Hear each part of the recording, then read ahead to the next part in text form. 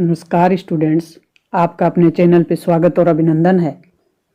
आज हम complete based on the blueprint board model paper जो कि अपने 2023 का संजीव डेसवर्ग का मॉडल पेपर करने वाले हैं। इतिहास विषय होगा अपना, कक्षा 12th होगी और यह आपकी बोर्ड द्वारा जारी प्रश्न पत्र योजना, इसको भी आप देख सकते हैं। इसकी PDF आपको इसके चैनल के डिस्क्रिप्शन बॉक्स में मिल जाएगी, वहां से आप इसको डाउनलोड कर ले।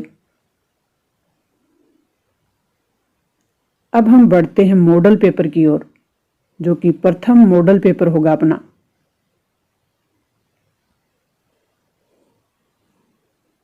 उच्च माध्यमिक परीक्षा कक्षा 12th इतिहास विषय, जिसको आप देख पा रहे हैं।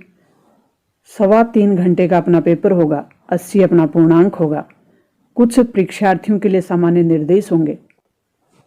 अब अपन बिना कोई समय गवाए सीधे प्रश्नों की ओर चलते हैं, क्योंकि एग्जाम में अब बहुत कम समय बचा है। तो खंड अपना अ होगा और इसमें बहुविकल्पीय प्रश्न सबसे पहले आपके पूछे जाएंगे। अ वाले सबसे पहला प्रश्न हम हल करते हैं कि सिंधु घाटी सभ्यता का स्थल है धोलावीरा, वो किस राज्य में स्थित है? वो राज्य आपको बताना है। तो ये राज्य है वो है गुजरात।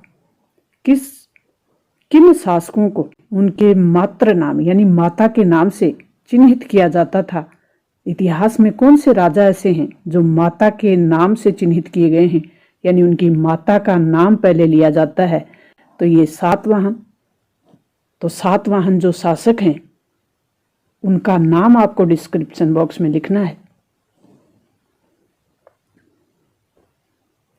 नेक्स्ट अपना प्रश्न है कि कर्नाटक की वीर शैव परंपरा के प्रवर्तक कौन थे? तो ये थे वासवन्ना। हर्ष चरित्र बहुत अच्छी पुस्तक है, इसके लेखक पूछे गए हैं तो कौन है? बाण भट्ट। कॉलिन मैकेंजी द्वारा विजयनगर की यात्रा कब की गई थी? तो ये 1800 ईस्वी में की गई थी। विजयनगर के शासकों को निम्न में से किस नाम से या क्या कहा जाता था? तो इनके लिए राय शब्द यूज किया जाता था। कृष्णदेव राय, जो कि विजयनगर के एक प्रसिद्ध शासक थे। अफ्रीका और स्पेन से निम्नलिखित में से कौन सी फसल भारत पहुंची थी? तो ये फसल थी मक्का। मुगल काल का एक रज्मनामा लिखा गया, वो अपने भारतीय ग्रंथ का जो किस भारतीय ग्रंथ का अनुवाद है? रज्मनामा किस भारतीय ग्रंथ का अनुवाद है? प्रश्न ऐसे ही पूछा जा सकता है कि महाभारत का मुगल काल में किस नाम से अनुवाद किया गया? तो वो थी महाभारत ग्रंथ। यह अति महत्वपूर्ण प्रश्न है अपने। 1857 के आंदोलन में झांसी का नेतृत्व किसने संभाला? तो वो थी रानी लक्ष्मीबाई। खूब लड़ी मर्दानी, वो तो झांसी वाली रानी थी। 1947 के विभाजन के समय निम्न में से कौन सा एक शब्द प्रयुक्त नहीं किया जाता था? 1947 की बात है ये। तो वो कौन सा शब्द था कि 1947 में विभाजन के समय कौन सा एक शब्द था वो प्रयुक्त नहीं किया जाता था? नहीं पूछा गया है। तो इसमें विद्रोह जो शब्द था वो प्रयुक्त नहीं किया जाता था। संविधान सभा के अध्यक्ष कौन थे? डॉक्टर राजेंद्र प्रसाद थे। भारतीय संविधान सभा के सामने उद्देश्य प्रस्ताव किसने रखा था? तो उद्देश्य प्रस्ताव रखने वाले थे भारत के प्रथम प्रधानमंत्री पंडित जवाहरलाल नेहरू। रिक्त स्थानों की पूर्ति करेंगे अब हम। रिक्त स्थानों की पूर्ति में पहला अपना प्रश्न है कि ईस्ट इंडिया कंपनी के एक अधिकारी जो ब्राह्मी और खरोष्टी लिपियों का अर्थ निकाला, तो वो थे जेम्स प्रिंसेप। कबीर ग्रंथावली का संबंध राजस्थान के किससे है? दादू दयाल, जो कि राजस्थान के कबीर भी कहलाते हैं। भारत में रेलवे की शुरुआत 1853 में हुई। महात्मा गांधी दक्षिणी अफ्रीका से भारत कब लौटे? तो जनवरी 1915 में गांधी जी दक्षिणी अफ्रीका से भारत लौटे थे। ब्रिटिश काल में प्रांतीय संसदों के गठन के लिए पहली बार चुनाव कराए गए थे। तो ब्रिटिश काल में प्रांतीय संसदों का गठन करने के लिए सर्वप्रथम 1937 में पहली बार चुनाव करवाए थे। अति लघुत्रात्मक प्रश्न। निम्न प्रश्नों के उत्तर एक शब्द या पंक्ति में देना है। आज के स्विमिंग पूल हमें हड़प्पा सभ्यता की किस संरचना की याद दिलाते हैं? वर्तमान में जो स्विमिंग पूल बने हुए हैं वो हड़प्पा सभ्यता की कौन सी ऐसी संरचना थी या स्थापत्य कला थी? तो वो थी विशाल स्नानागार। 1919 में महाभारत का समालोचनात्मक संस्करण तैयार करने हेतु किस विद्वान के नेतृत्व में एक कोई परियोजना शुरू हुई थी? तो वो विद्वान थे V.S. सुधांकर। आरंभिक समाज में बहिर्विवाह पद्धति से क्या तात्पर्य था? प्रारंभिक जो समाज था, भारतीय समाज, उसमें बहिर्विवाह का क्या मतलब था? तो बहिर्विवाह गोत्र से बाहर जो विवाह किए जाते थे उसे बहिर्विवाह कहा जाता था। तो बहुत सरल प्रश्न है कि गोत्र से बाहर कोई विवाह करता था तो उसे बहिर्विवाह कहते थे। अरबी में रचित अल बिरूनी एक ग्रंथ है, यानी प्रसिद्ध करती है, उसका नाम क्या है? तो इसका किताब उल हिंद। प्रारंभिक भक्ति आंदोलन में अलनार किसको अपना इष्ट देव मानते थे? अलनार और नैनार। तो अलनार का पूछा गया है। अलनार विष्णु जी को मानते थे और नैनार होते थे वो शिव जी को मानते थे। तो पूछा आपसे कोई भी जा सकता है, नैनार भी पूछा जा सकता है, अलनार भी पूछा जा सकता है। तो अलनार विष्णु जी को इष्ट मानते थे और नैनार होते थे वो शिव जी को अपना इष्ट मानते थे। मंदिर स्थापत्य के संदर्भ में गोपुरम किसे कहते हैं? तो ऊंचे और भव्य जो प्रवेश द्वार बने होते थे उसे कहते थे गोपुरम। महत्वपूर्ण प्रश्न है कि स्थापत्य कला के संदर्भ में जो गोपुरम होता था उसे क्या कहते थे, यानी गोपुरम किसे कहते थे? तो ऊंचे और भव्य प्रवेश द्वार, प्रवेश करने वाला जो द्वार होता था उसे गोपुरम के नाम से जाना जाता था। मुगल बादशाह अकबर। मुगल बादशाह अकबर ने 1563 और 1564 में कौन से करों को समाप्त कर दिया था? 63 और 64 में 1563 और 1564 मुगल शासक अकबर 1556 में शासक बने थे और 1556 में अकबर शासक बने और 1563 और 1564 की बात है। जो दो कौन से कर थे जिनको माफ किया? तो 1563 में तीर्थ यात्रा पे लगने वाला कर समाप्त किया और 64 में जजिया कर समाप्त कर दिया था। अखिल भारतीय जनगणना का पहला प्रयास कब किया गया? तो अखिल भारतीय स्तर पे जनगणना कराने का पहला प्रयास 1872 में किया गया। प्रयास 72 में किया, पहली जनगणना 1881 में हुई। ये भी ध्यान रखें आप। मुस्लिम लीग में प्रत्यक्ष कार्यवाही दिवस मनाने का ऐलान कब किया गया? तो 16 अगस्त 1946 को। ये महीने और डेट, क्योंकि आगे जब भी आप कंपटीशन में बैठेंगे ये सब चीज़ें आपको देखने को मिलेंगी, तो आप ना केवल अपनी एग्जाम में अच्छे नंबर लाने का प्रयास करें, भविष्य में जो होने वाले कंपटीशन हैं वहाँ भी आपके लिए एक एज ए जीके का काम करेंगे।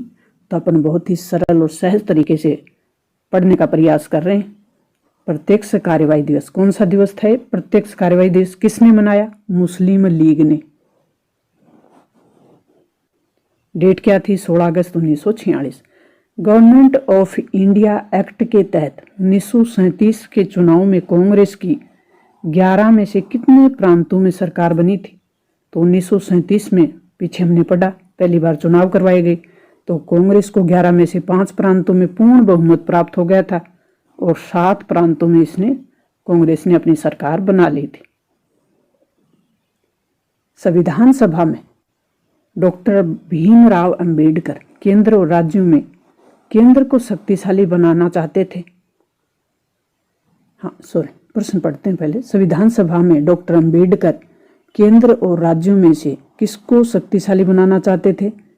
केंद्र को ज्यादा शक्तियां देने के पक्ष में थे डॉक्टर भीमराव अंबेडकर। हिंदी और उर्दू के मेल से बनी उस भाषा का नाम लिखना है जिसे महात्मा गांधी राष्ट्रीय भाषा का दर्जा दिलाने चाहते थे। तो उस भाषा का नाम हिंदुस्तानी किसके मेल से? हिंदी और उर्दू के मेल से। खंड ब होगा और खंड ब में जो शब्द अपने प्रश्न होंगे उनकी शब्द सीमा 50 शब्द होगा। आपके को लिखने होंगे, 50 शब्द कम से कम लिखने हैं। धर्म शास्त्रों के अनुसार ब्राह्मणों एवं क्षत्रियों के कार्यों को स्पष्ट कीजिए। धर्म शास्त्रों में ब्राह्मण और क्षत्रिय कार्यों को स्पष्ट करना है, तो धर्म शास्त्रों के अनुसार ब्राह्मणों का कार्य अध्ययन अध्यापन संबंधी, वेदों की शिक्षा देना, यज्ञ करना और करवाना तथा दान देना और दान लेना भी। क्षत्रियों के कार्य बताए गए हैं वो जैसे युद्ध करना, लोगों की सुरक्षा करना, न्याय करना और वेद पढ़ना, यज्ञ करवाना और दान दक्षिणा देना, ये क्षत्रियों के कार्य बताए। ईसा पूर्व प्रथम शताब्दी में जीवन के रहस्यों को समझने का प्रयास करने वाले विश्व के 4 चिंतकों के नाम लिखने। तो ईसा से पहले, ईसा पूर्व 17वीं शताब्दी में जीवन के रहस्यों को समझने का प्रयास करने वाले विश्व के 4 जो प्रमुख चिंतक थे वो थे भारत में महावीर स्वामी, महात्मा बुद्ध, यूनान में सुकरात और ईरान में जरथुस्ट्र। ये महान चिंतक थे। महायान बौद्ध मत के विकास के बाद, महायान एक बौद्ध मत के विकास के बाद बौद्ध अवधारणा और व्यवहार में कौन से बदलाव नजर आए? तो बौद्ध धर्म में विभाजन हो गया था, महायान और हीनयान। तो ये महायान मत के विकास से पूछा गया है। तो महायान बौद्ध मत के विकास के बाद महात्मा बुद्ध की गणना धीरे धीरे एक मुक्तिदाता के रूप में उभरने लगी। बोधिसत्व की अवधारणा भी पनपने लगी। बोधिसत्व को परम करुणामय जीव माना गया और अपने सत्कार्यों से पुण्य कमाते थे और अपने अर्जित पुण्य से दूसरों की सहायता करते थे। बुद्ध और बोधिसत्वों की मूर्तियों की पूजा महायान परंपरा का एक महत्वपूर्ण अंग बन गई। तो कौन से अनुयायी मूर्ति पूजा के समर्थक थे? ये भी प्रश्न अपना क्लियर हो गया। जैन दर्शन का अहिंसा का सिद्धांत, जैन दर्शन में अहिंसा पर बहुत ज्यादा जोर दिया जाता है। वो आज कितना प्रासंगिक है अपने विचार स्पष्ट करने। तो जैन दर्शन का अहिंसा का सिद्धांत आज भी पूर्णतः प्रासंगिक है। प्रासंगिक जो शब्द होता है इसका अर्थ है कि वर्तमान की जो समस्याएं हैं उनको हल करने में कितना सही है, रिलीवेंट, जिसको इंग्लिश में हम कह सकते हैं रिलीवेंट। तो क्या वर्तमान में प्रासंगिक है, रिलीवेंट है, वर्तमान की समस्याओं को हल करने में सहायक है? तो पूर्णतः प्रासंगिक है, क्योंकि शांतिपूर्ण जीवन जीने के लिए सभी प्राणियों को समान अधिकार चाहिए। अतः आपसी विश्वास और समानता का व्यवहार समाज में शांति एवं सद्भाव ला सकता है।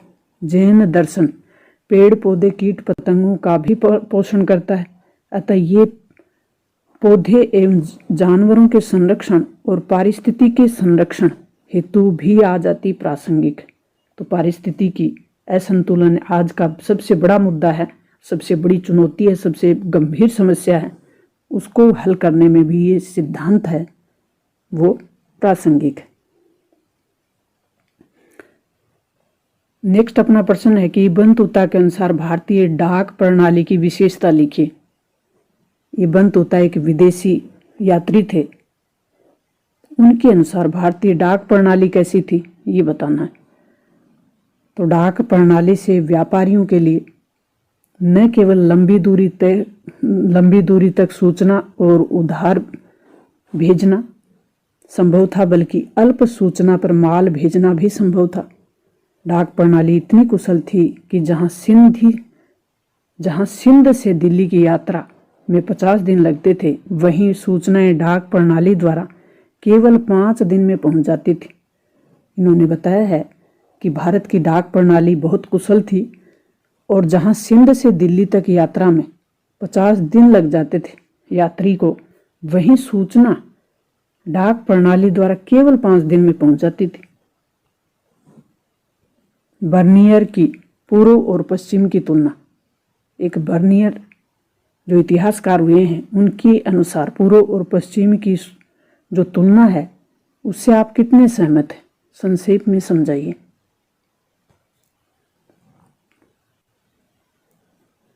तो बर्नियर ने भारत में जो कुछ भी देखा उसकी तुलना उन्होंने यूरोप से कर दी और ये यूरोपीय संस्कृति की श्रेष्ठता के प्रबल समर्थक थे। अतः उसने लगभग प्रत्येक दृष्टांत को भारत में कमतरी आंका। यूरोप की संस्कृति को वो श्रेष्ठ मानते थे तो यूरोप की ही प्रशंसा करेंगे, ये तो जाहिर सी बात है। परंतु बर्नियर की तुलना से पूर्णतः सहमत नहीं है। जब हम बात करें, क्योंकि संक्षेप में समझाइए, आप कितने सहमत हैं? आपका पूछा गया है तो आपका व्यू देना है या तो बर्नियर की जो तुलना है उससे हम सहमत नहीं है, पूर्णतः सहमत नहीं है, क्योंकि जिस समय वह भारत आया उस समय यहाँ सम्राट शाहजहां का सुव्यवस्थित शासन था एवं भारत की स्थिति इतनी दयनीय नहीं थी जितनी उन्होंने दिखाने का प्रयास किया है। नेक्स्ट अपना प्रश्न है कि विजयनगर साम्राज्य की किलेबंदी का संक्षेप में उल्लेख कीजिए। विजयनगर साम्राज्य दक्षिण भारत का सबसे बड़ा हिंदू राज्य। विजयनगर की एक विशाल किलेबंदी थी और इसमें न केवल शहर की बल्कि कृषि में प्रयुक्त आसपास के क्षेत्र और जंगलों से भी घेरा गया था। इस किलेबंदी का 3 घेरा बनाया गया था। पहली किलेबंदी से जुते हुए खेतों की, दूसरे किलेबंदी से नगरीय केंद्र के आंतरिक भाग को, जबकि तीसरे किलेबंदी से शासकीय केंद्र को घेरा गया था। यानी अलग अलग स्तर पर किलेबंदी की गई थी।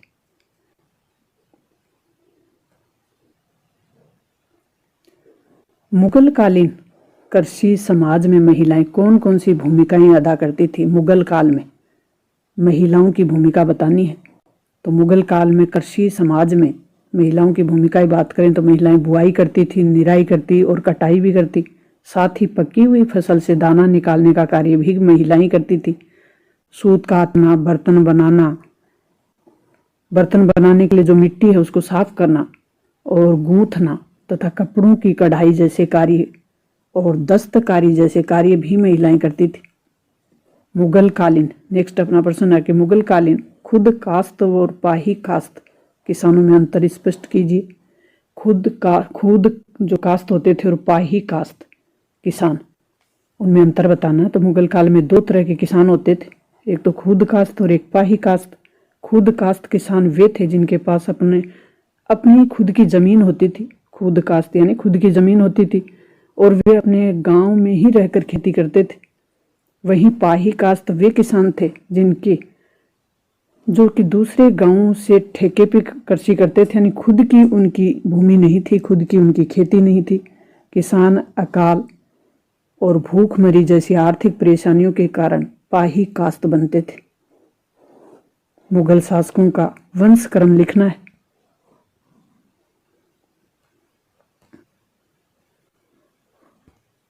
तो मुगल शासकों का जो वंशानुक्रम है उसमें बाबर सबसे पहले, हुमायूं, फिर अकबर, फिर जहांगीर, फिर शाहजहां, फिर औरंगजेब और फिर बहादुर शाह जफर मुगल वंश का अंतिम शासक था।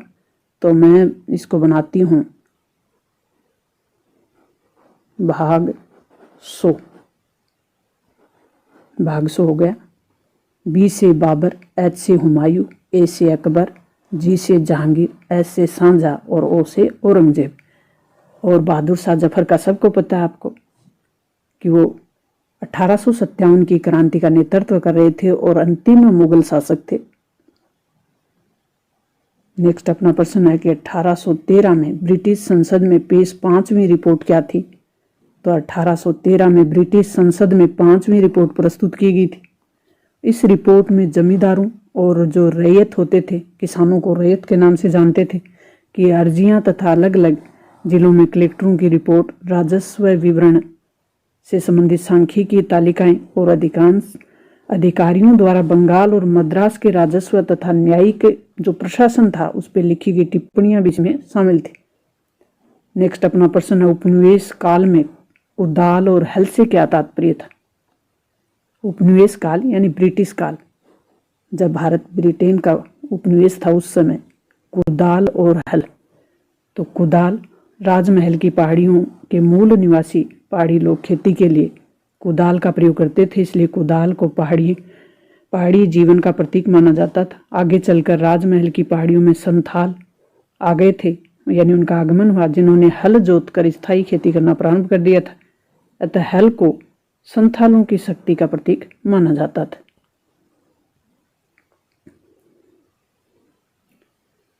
नेक्स्ट अपना प्रश्न है कि आजादी के समय एक अकेली फौज के रूप में गांधी जी के सांप्रदायिक सद्भाव के प्रयासों को स्पष्ट कीजिए। तो जिस समय देश में सांप्रदायिक दंगे भड़के, उस समय सद्भाव बहाल करने के लिए गांधी जी की बहादुराना जो कोशिश थी वो काफ़ी रंग लाई थी। गांधी जी को पूर्ण विश्वास था कि वे लोगों का हृदय परिवर्तित कर सकते हैं। वे बंगाल और बिहार और कोलकाता से दिल्ली की यात्रा एक अकेली फौज के रूप में निकल पड़े। उन्होंने सामाजिक सौहार्द बनाए रखने की निरंतर अपील की।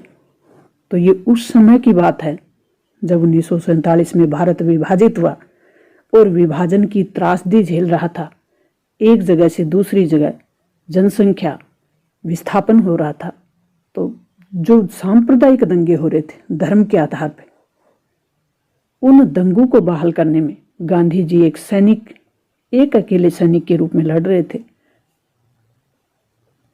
क्योंकि गांधी जी नहीं चाहते थे कि भारत विभाजन हो, क्योंकि गांधी जी का कहना था कि भारत विभाजन नहीं होगा और अगर होगा तो मेरी लाश पे होगा। लेकिन हो गया। फिर भी गांधी जी लगे हुए थे सौहार्द के लिए, कि समाज में नफरत नहीं हो, सौहार्द हो। अब अपना खंड 6 होगा और दीर्घ उत्तरीय प्रश्न होंगे। शब्द सीमा 100 शब्द होंगे। 16 महाजनों में प्रथम मगध के विकास के कारणों को स्पष्ट कीजिए। 16 महाजनपद थे।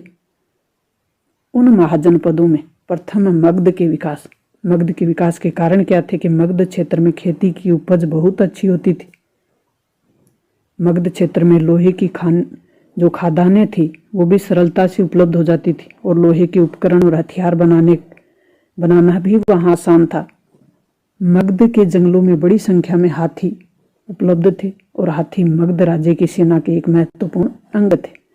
मगध राज्य में गंगा और उसकी उप जो नदियां हैं, यानी कहें कि सहायक नदियां हैं, उनका आगमन का रास्ता सुलभ होता था।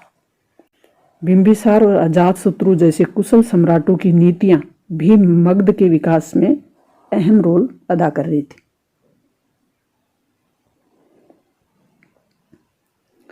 कबीरदास आज भी उन लोगों के लिए प्रेरणा के स्रोत हैं जो सत्य की खोज में रूढ़िवादी धार्मिक सामाजिक संस्थाओं, विचारों और व्यवहारों को प्रश्नवाचक दृष्टि से देखते हैं। इसका विश्लेषण करना है। तो भारत मध्यकालीन युग से आधुनिक युग में आ चुका है, बिल्कुल सही। लेकिन धर्म, जाति और पंथ यानी ईश्वर के नाम पर भेदभाव की जंजीरों से अभी भी जकड़ा हुआ है, रूढ़िवादिता से अभी भी जकड़ा हुआ है, ये कह सकते हैं। धर्म एवं जाति के नाम पे अभी भी कुछ लोग अलगाव की बातें करते हैं और अपनी कुटिल नीति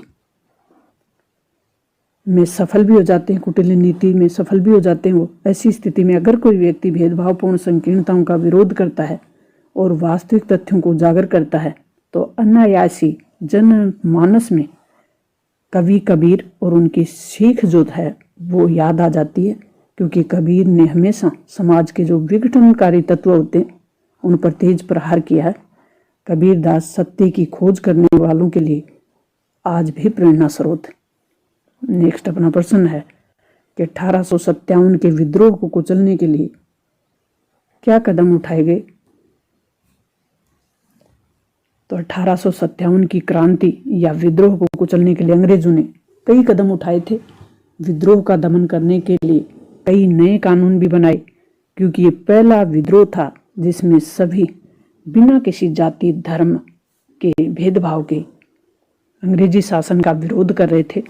तो अंग्रेजी शासन को एहसास हो चुका था कि अगर इनके बीच फूट नहीं डाली गई, हिंदू और मुसलमानों के बीच, तो भारत में ब्रिटिश शासन ज़्यादा समय तक नहीं टिक पाएगा। तो इनके द्वारा कई कानून पारित किए गए। पूरे उत्तर भारत में मार्शल लागू कर दिया गया। फौजी अफसरों के अतिरिक्त आम जो अंग्रेजी को भी विद्रोहियों की सजा देने का अधिकार दे दिया गया। विद्रोह की एक ही सजा थी, सजाए मौत। जनता में दहशत फैलाने के लिए विद्रोहियों को सरेआम फांसी पर लटका दिया गया। डर और भय पैदा करने के लिए जनता में अंग्रेजी शासन ने क्या किया कि सरेआम लोगों को फांसी देनी शुरू कर दी और तोपों के मुंह से बांधकर उड़ा दिया जाता था। ब्रिटेन से नई सैनिक टुकड़ियां भी मांगी गई थी। स्वामी भक्त जो जमींदार थे उनको पुरस्कृत किया गया, यानी जो ब्रिटिश शासन की चापलूसी कर रहे थे उनको, उन जमींदारों को पुरस्कृत किया और विद्रोही जमींदारों को जमीनों से बेदखल कर दिया। उनकी जमीनें छीन ली गई। जिसने विद्रोह किया, विरोध किया, उनकी जमीन छीन ली गई। और जो स्वामी भक्त यानी ब्रिटिश शासन की गुलामी कर रहे थे और उनकी चापलूसी कर रहे थे, उनको जमीन देकर पुरस्कृत कर दिया गया। औपनिवेशिक शहरों में रिकॉर्ड्स संभाल कर क्यों रखे जाते थे? औपनिवेशिक शहरों में निम्नलिखित कारणों से रिकॉर्ड था वो संभाल कर रखे जाते। शहर की जो आबादी थी जानने के लिए उसका रिकॉर्ड रखा जाता था। शहरों तथा ग्रामीण जनसंख्या का प्रतिशत जानने के लिए भी रिकॉर्ड उपयोगी थी। शहर की चारित्रिक विशेषताओं के अन्वेषण के समय रिकॉर्डों का प्रयोग आवश्यक था। शहरों में यातायात और व्यापारिक जो गतिविधियां, सफाई, परिवहन और प्रशासनिक कार्यालयों की आवश्यकताओं को जानने, समझने तथा उन पर आवश्यकता अनुसार कार्य करने के लिए नागरिकों की मृत्यु दर तथा बीमारियों का पता लगाने के लिए भी रिकॉर्ड संभाल कर रखे जाते थे। शहरों में मूलभूत सुविधाओं को उपलब्ध कराने और शहरों के विकास की योजनाएं बनाने के लिए भी रिकॉर्ड रखे जाते थे। खंड अपना दय होगा और इसमें शब्द सीमा होगी आपके उत्तर की, वो होगी 250 शब्द। निबंधात्मक प्रश्न ही अपने। मोहनजोदड़ो का निचला शहर दुर्ग किस प्रकार भिन्न है? यानी जो मोहनजोदड़ो का निचला शहर होता था वो दुर्ग से किस प्रकार भिन्न था? क्या दुर्ग पर माल गोदाम तथा विशाल स्नानागार के अतिरिक्त अन्य भी संरचनाएं होती थी? ये प्रश्न आपको अगर नहीं आए तो आप अथवा में कर सकते हैं। अथवा वाला, हड़प्पा निवासियों के निर्वाह के तरीकों का विवेचन कीजिए। हड़प्पा निवासी यानी हड़प्पा के लोग किस तरह अपने जीवन को निर्वाह करते थे, उनका तरीका बताना है। तो सबसे पहले हम मोहनजोदड़ो वाला करेंगे कि निचले शहर थे वो दुर्ग से कैसे भिन्न थे। तो मोहनजोदड़ो 2 भागों में विभाजित था, एक तो निचला शहर और एक दुर्ग। निचला शहर प्रश्न ऐसे पूछा जा सकता है कि मोहनजोदड़ो कितने भागों में विभाजित था? 2 भागों, निचला शहर और दुर्ग। दुर्ग मोहनजोदड़ो नगर के पश्चिमी भाग से बना हुआ था और इसके भवन कच्ची ईंटों के चबूतरे पे बने थे। दुर्ग ऊंचाई पे बनाया गया था जबकि निचला शहर नीचे बनाया गया था। निचला शहर मोहनजोदड़ो के पूर्वी भाग में था। यहाँ कई भवन ऊंचे चबूतरे पे बने हुए थे जो नींव का कार्य करते थे। दुर्ग में अनेक महत्वपूर्ण सार्वजनिक स्मारक होते थे, भवन होता था, माल गोदाम होता और विशाल स्नानागार भी होता। निचले शहर में योजनाबद्ध तरीके से बने हुए भवन थे। निचले शहर में सामान्य लोग ही रहते थे। दुर्ग पर जो स्थित संरचनाएं थी वो देख लेते हैं। तो मोहनजोदड़ो के दुर्ग पर माल गोदाम और विशाल स्नानागार तो था ही था, इसके अतिरिक्त जो अन्य संरचनाएं भी इसमें मिली हैं। तो मोहनजोदड़ो के दुर्ग में एक विशाल भवन मिला है जो 230 फुट लंबा और 115 फीट चौड़ा है। इसमें 2 आंगन हैं, भंडार गृह है और कुछ कमरे भी बने हुए हैं। डॉक्टर मैके इतिहासकार हैं, उनके अनुसार विशाल भवन में शायद नगर के राज्यपाल निवास करते थे। कौन निवास करते? नगर के राज्यपाल। ये किसने कहा है? डॉक्टर मैके ने। मोहनजोदड़ो, आप अपने उत्तर को आकर्षक बनाने के लिए इस तरीके का कोट दे सकते हैं। मोहनजोदड़ो के विशाल स्नानागार के निकट एक भवन मिला है जो 80 फीट लंबा और 80 फीट चौड़ा है। इसकी छत 20 स्तंभों पर टिकी हुई है। अथवा का उत्तर करें तो आप हड़प्पा निवासियों के निर्वाह के तरीके, रहन सहन को कर सकते हैं।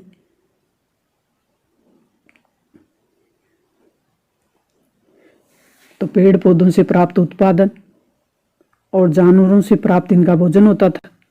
गेहूं, जौ, दाल, चना, बाजरे, तिल और बाजरा, चावल का भी प्रयोग ही करते थे। जानवरों के मांस का सेवन भी हड़प्पावासी करते थे। मछली तथा पक्षियों के मांस का सेवन करना, जानवरों के शिकार के बारे में अनिश्चित जानकारी। नेक्स्ट और महत्वपूर्ण वेरी इंपॉर्टेंट जो प्रश्न है वह जन नेता के रूप में महात्मा गांधी के उत्थान का मूल्यांकन करना, या आप अथवा में करेंगे तो निजी पत्रों और आत्मकथाओं से किसी व्यक्ति के बारे में क्या पता चलता है, उसके निजी पत्र पढ़ें, आत्मकथा पढ़ें। जैसे गांधी जी के निजी पत्र ही हमें प्राप्त होते हैं, आत्मकथा मिलती है उनकी, सत्य के साथ मेरे प्रयोग। ये स्रोत सरकारी ब्यूरों से किस तरह भिन्न होते थे? तो गांधी जी एक जन नेता के रूप में तो राष्ट्रीय आंदोलन को जन आंदोलन में परिणित करने का एक महत्वपूर्ण कार्य किया था, वो गांधी जी ने ही किया था। 1922 तक गांधी जी भारतीय राष्ट्रवाद के एकमात्र एकदम बदल दिया था, यानी जो भारतीय राष्ट्रवादी आंदोलन चल रहा था उसको 1922 में गांधी जी ने एकदम बदल दिया। इस प्रकार फरवरी 1916 में बनारस हिंदू विश्वविद्यालय में अपने भाषण में उन्होंने किए वायदे को पूरा किया। अब वह व्यवसायिकों और बुद्धिजीवियों का आंदोलन न रहकर हजारों श्रमिकों, कारीगरों, किसानों और आम जनता का आंदोलन बन चुका था। इनमें से कई लोग गांधी जी के प्रति आदर प्रकट करते थे और उन्हें महात्मा शब्द से पुकारते थे। महात्मा बनना इतना आसान नहीं है। गांधी जी साधारण वेशभूषा धारण करते थे और उन्होंने पारंपरिक जाति व्यवस्था में प्रचलित मानसिक श्रम और शारीरिक श्रम की दीवार तोड़ने में मदद की। किसानों के उद्धारक थे। भारतीय उद्योगपति और व्यापारियों के भी समर्थक थे गांधी जी और उनके अनुयायी नेता, जिनमें प्रमुख कौन थे? 1917 से 1922 के बीच बहुत ही प्रतिभाशाली वर्ग के ने स्वयं को गांधी जी से जोड़ लिया था। इनमें महादेव देसाई, वल्लभ भाई पटेल, जेपी कृपलानी, सुभाष चंद्र बोस, अब्दुल कलाम आजाद, जवाहरलाल नेहरू, सरोजिनी नायडू, गोविंद वल्लभ पंत, श्री राजगोपालाचारी आदि शामिल थे। समाज सुधारक के रूप में भी गांधी जी ने कई कार्य किए हैं। 1924 में जेल से रिहा होने के बाद गांधी जी ने अपना ध्यान खादी को बढ़ावा देने और छुआछूत को, जैसी एक छुआछूत जो कि उस समय समाज में एक गंभीर बुराई थी, उसे भी दूर करने में महत्वपूर्ण भूमिका निभाई। हिंदू मुसलमानों के बीच सौहार्द पर जोर दिया। वे हिंसा के समर्थक नहीं थे, अहिंसा के पुजारी थे। गांधी जी आयातित वस्तुओं को पहनने के स्थान पर खादी पहनने पर वो जोर देते थे। नेक्स्ट अथवा का अगर करना चाहें तो अथवा में कर सकते हैं आप। संपूर्ण जीवन वृत्त, कांग्रेस के आदर्श और प्राथमिकताएं, निजी पत्रों से प्राप्त होती, विभिन्न नेताओं की चारित्रिक विशेषता और त्रुटियां भी से पता चलता है। सरकारी ब्यूरो और निजी पत्रों में अंतर। अब जो अंतिम जो प्रश्न होगा अपना वो होगा मानचित्र। भारत का मानचित्र होगा और उनमें निम्न स्थानों को भरना है: कौशाम्बी, मिताथल, खेड़ा, पूना और पांडिचेरी। अथवा में करेंगे तो चंपा, धोलावीरा, बारदोली, मेरठ, सोलापुर।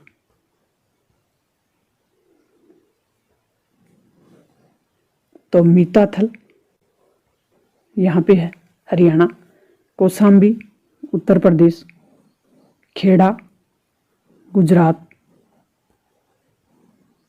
पूना महाराष्ट्र। तो इस तरीके से आप मैप को भर सकते हैं। पांडिचेरी तमिलनाडु के तटीय क्षेत्र में है।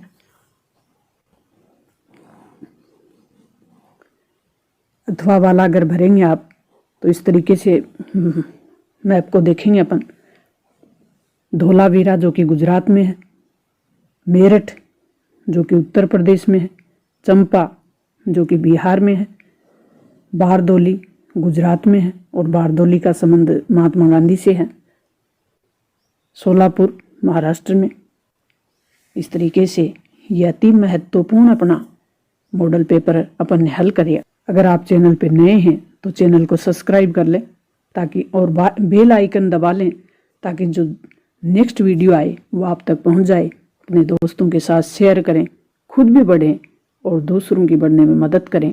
मदद करने वाला हमेशा महान होता है और मदद करने से इंसान बढ़ता है, घटता नहीं है।